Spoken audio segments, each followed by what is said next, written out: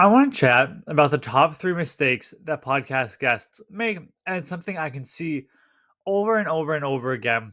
Something that I coach our clients through to make sure that they don't make these mistakes. And then also, these mistakes I'm sure you've seen or heard on a podcast yourself. The first one being is an infomercial, where you have someone come onto the podcast and all they're doing is they're just selling you. They're pushing their ebook, they're pushing their website, they're pushing all their information on you. And it's almost like you're listening to a sales call. No one wants that.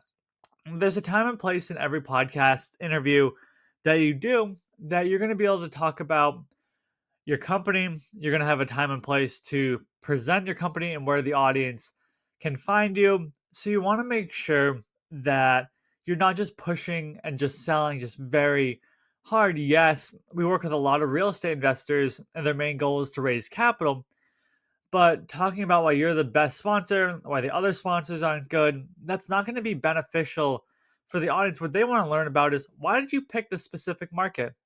What does your track record look like? Why do you like this specific asset class? Things like that, and questions that you're going to be answering and providing helpful content. That's what's going to allow you to raise capital from going out there and being a guest on the podcast. The audience doesn't care that you have a 40% IRR or the next big thing. They just want to understand themselves on a minute platform of how you've conducted yourself as a company, because they understand that you could have gotten 40% IRR on a deal 2 years ago, where it's a lot harder to come by now. So what are you doing in today that you're doing differently than in 21, 22, 23? That's the helpful content that the audience is going to get out of it, not by you talking about why you're the best company that's out there. So you don't want to make it an infomercial. The next is, you want to have either a website set up or a landing page, because again, at the end of the podcast interview, I don't think I've never had a podcast host say this, where they always say, where can our audience learn more about you? At that point, I say you can go to our website, podcastingyou.com. If I've taken the time to create a specific landing page, which sometimes I do, I'll do podcastingyou.com/podcast name.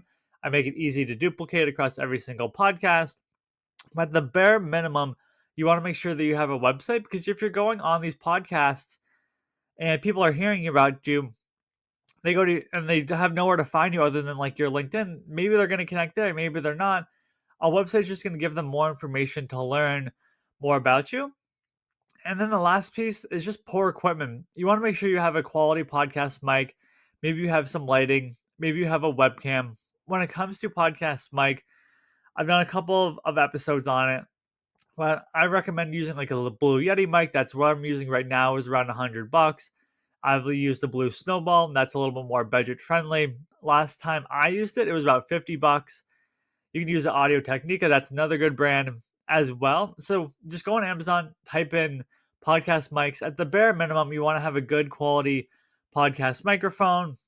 You want to make sure that you're not recording in your car. You're not recording with just AirPods in. You're not recording through your phone. You want to make sure you're in a quiet background. I've had different guests come onto my show where I've had actually someone ordering at a drive-through while on their phone recording the interview. When that happens, like, how much interest am I going to have to interview you? Because I just know it's not going to be good quality content. So you want to make sure you're in a nice, quiet setting. You have a nice professional mic. Maybe you have the webcam.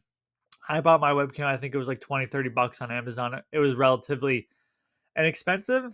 But those are three mistakes that I find that podcast guests make. Again, infomercial, just selling too hard on the show, not having anywhere to send the audience to, and then not having good podcast equipment where the overall audio quality of the podcast is just not going to be good.